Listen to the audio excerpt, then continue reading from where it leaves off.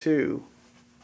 Hi everybody, Steve with Citizens Against Voter Fraud, and I would like to talk about poll watching in this little video. And we are involved in a three-legged stool approach to monitoring elections. We're already doing some pre-election monitoring. This is signature verification of absentee ballots. We're going to do post-election monitoring. This has got a lot to do with provisional ballots, and we get to do some monitoring. Both of those take place down at the elections office. But in this video, what I'm going to talk about is what we're going to do on election day itself.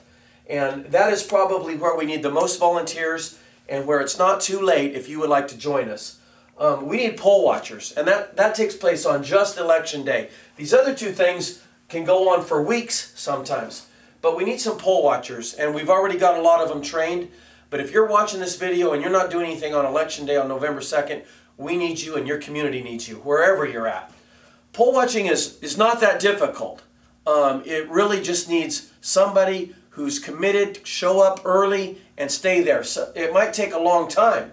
So for that reason, the number one thing I put under poll watching is dress casual.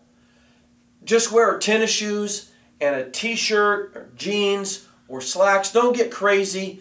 You don't have to go over the top and wear a suit. You're going to be there all day, a lot of standing, maybe some sitting. So you want to dress real casual, professional. One thing you cannot wear is you can't wear, hey, vote for my favorite candidate. You got to leave that off. You can wear a Tea Party t-shirt if you want to, but you can't wear something that promotes a certain candidate or party.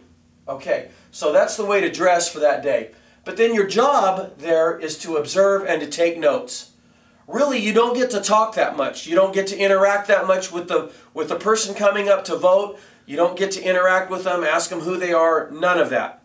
Put all of that out of your head. Mostly, you get to stand there with a notepad and take notes. And you're looking for just anything that strikes you as that it should not be taking place. So what are those things? Somebody coming back more than once. Somebody confused about what they're supposed to do. Somebody confused about who they are. They don't know their address. All kinds of goofy little signals that something's going wrong. Okay? But realistically, we are in the polling location just to let the bad guys know. And there are bad guys out there, by the way. If you don't know about that yet, you need to get educated about voter fraud. But when we have a presence there, that discourages them from coming to the polling booth and committing voter fraud. And that's really why we're there. But while you're there, observe, have a notepad, take notes. You don't get to use cameras. You don't get to ask questions. You're not that kind of investigator. You're mostly an observer.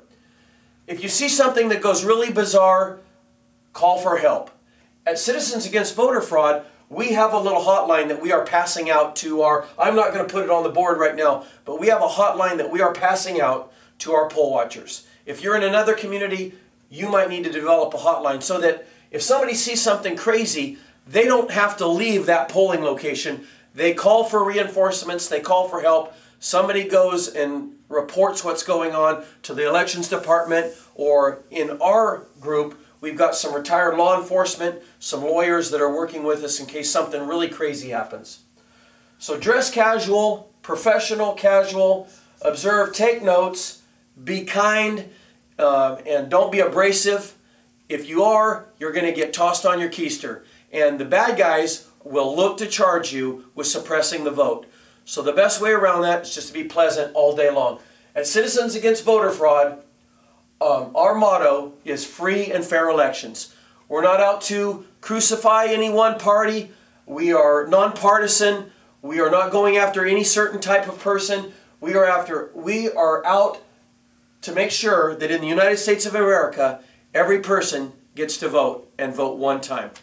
Thanks a lot. If it's not too late, we would love your participation this November 2nd. If you're not in the Central Valley, you're watching this video from another state, your state needs you, your community needs you. Thank you.